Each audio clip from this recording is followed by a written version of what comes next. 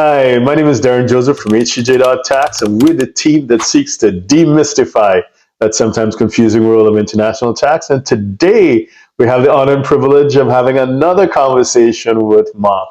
Mark, would you like to introduce yourself? I'm Mark Morris. I'm based in Zurich. I've been here for nearly 30 years, and I've exclusively devoted myself to automatic exchange of information since the year 2000.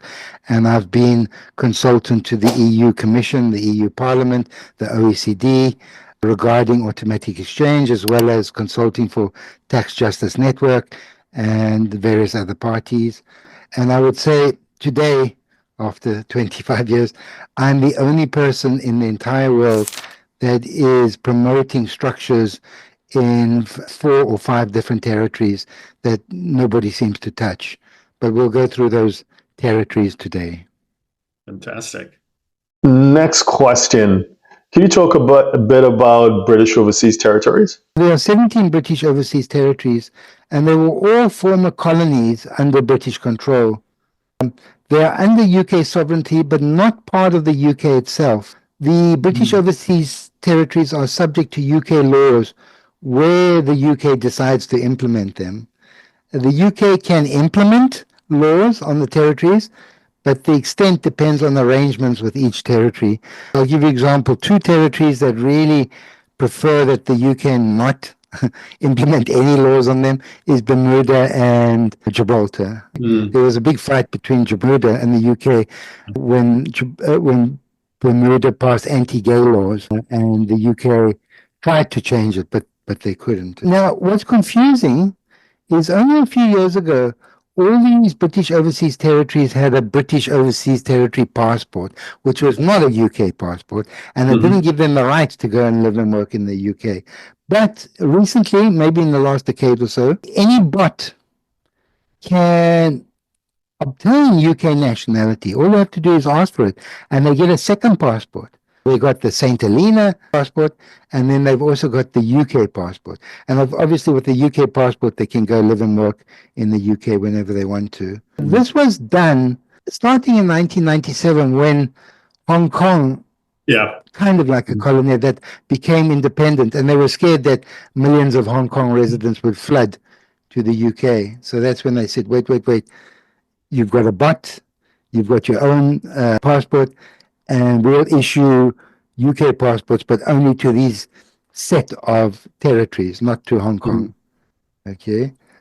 In 2009, the UK imposed direct rule on Turks and Caicos, suspending self-government temporarily due to corruption allegations. Each bot has its own governor, which is appointed by the UK through the Foreign Commonwealth Department Office. Okay, so it's UK. It's not locally voted, and these governors can veto local laws that conflict with UK interests, and the governor can enforce UK law, which they've done a few times, especially regarding sanctions and AML, because some of the overseas territories didn't implement sanctions against the Russians, etc.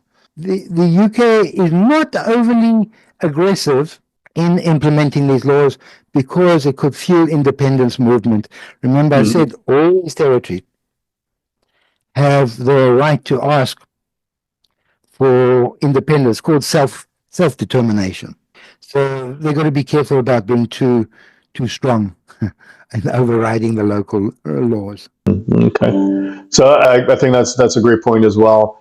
That there is a great degree of measured course correction from Europe when it comes to these, well, in this case, from the UK, when it comes to these overseas territories. And I think it's worth mentioning, and I speak with clients about this all the time, that there are different tiers when it comes to the offshore world.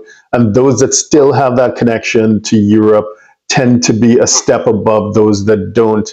And the example of TCI, Turks and Caicos Island, I think is pretty instructive, that the UK knew, hey, this is the time to step in and help them course correct.